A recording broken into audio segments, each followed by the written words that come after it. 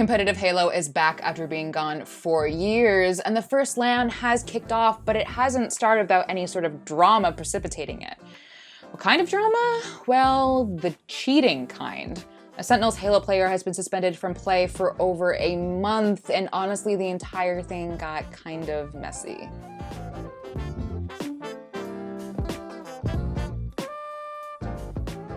Alright y'all, before we get into the video, I gotta remind you, as always, to hit the like button, the subscribe button, and to ring the notification bell.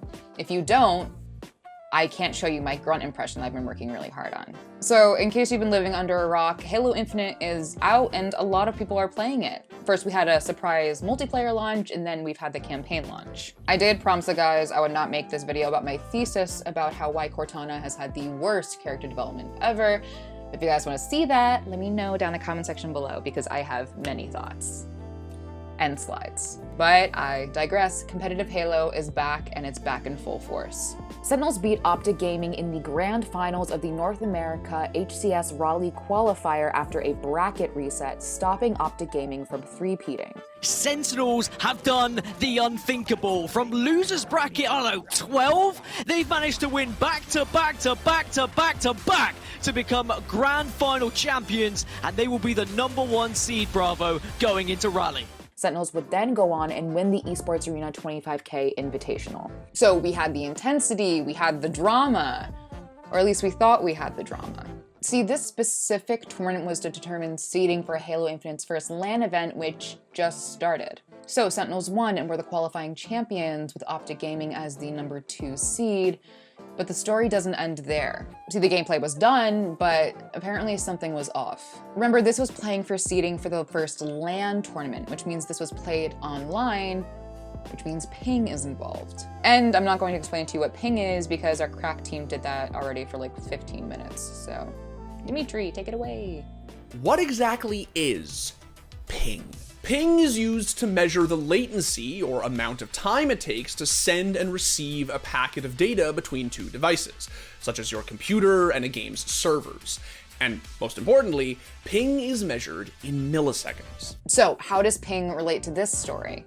Well, allegedly Sentinels are being accused by other teams of geo-filtering. After the last online tournament and a few days before the online tournament, a lot of teams got together and accused Sentinels of cheating. For 3 days straight before the tournament and all throughout the tournament, every single server that Sentinels played on was a Seattle server. So if you guys don't know, there's a thing called geo-filtering, which is a basic way that you can block out any server that gives you a ping over a certain amount.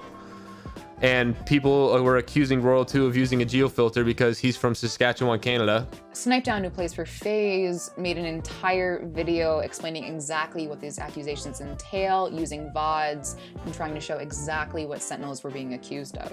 Usually, the way that servers work in Halo is that it averages out the ping in the lobby. So like if you have 4 people from Florida and 4 people from California, it should be like a Dallas server to make the ping as like fair as possible. That's usually how it works. So Frosty's on 60 ping, and you're gonna notice like I have to flip through the VOD in this video of him going to every round, but anytime you see his teammates in the game, you're gonna notice that Frosty's on 60 ping.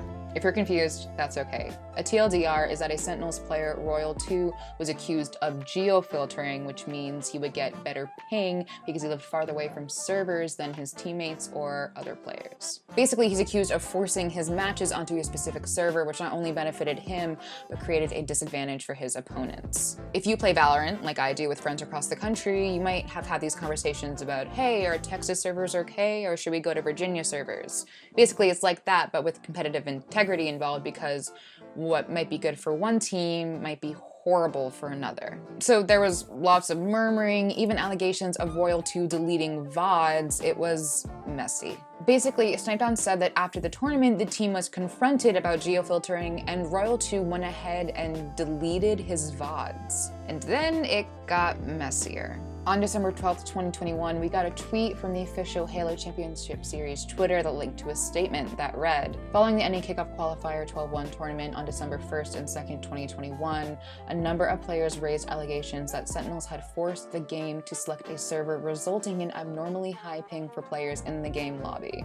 One of these accusations was directed towards Royal 2 from Sentinels. So we scroll down a little bit, and I want you to buckle up because this is a long one. Basically, they discovered while looking at Royal 2's logs that all but one server were missing from the quote server ping list, forcing all of Royal 2's matches onto that server and creating abnormally high ping for players in the affected matches. They later ran a replication using a known geofiltering method and got the same data signature as Royal 2, where only one server would be available. They also claimed that Sentinels had opportunities to explain themselves, and whatever they provided to do so were inconsistent with the quote timeline of data irregularities. And then we had our ruling. We have determined that the only plausible explanation for Royal 2's telemetry data pattern referred to above is that there was a direct modification of files, giving Royal 2 an unfair competitive advantage during play. Then we had the penalties. Royal 2 was suspended until January 28th, 2022, and Sentinels lost their first full play position for Raleigh. Sentinels were ruled to be able to compete in Raleigh, but they would have to do so without Royal 2 and make their way through the open bracket.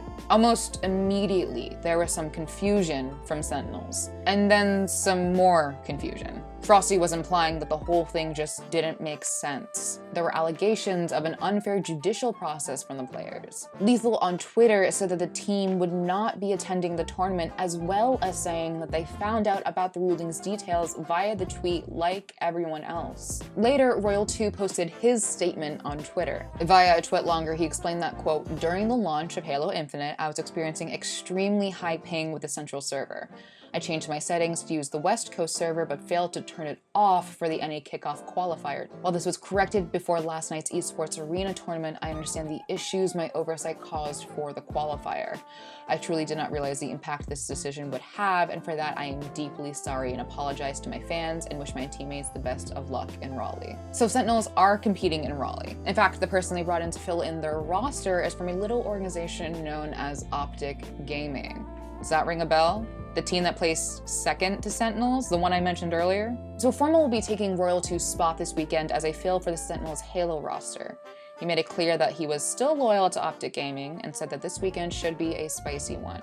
This is a really interesting move because Formal got his career started in Halo, then moved over to Call of Duty, but then retired from it. Now, going into it, we have a lot of interesting things to consider, like how Sentinels are going to have to be climbing their way through the open bracket, which wasn't the plan. Like, imagine you're a team in the open bracket, and then all of a sudden, Sentinels are your opponents. Whether or not the cheating was on purpose, only Royal 2 knows that.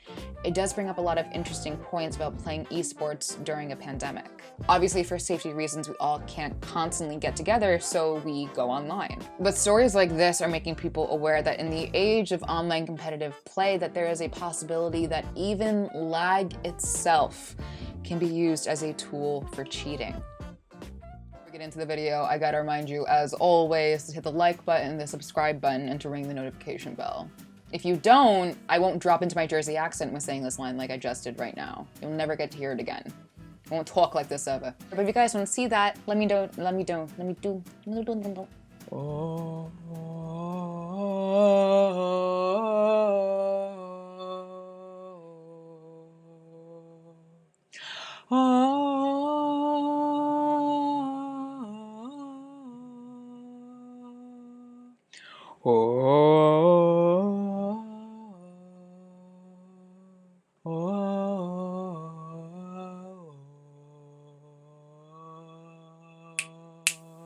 There's drums in the background, and it goes.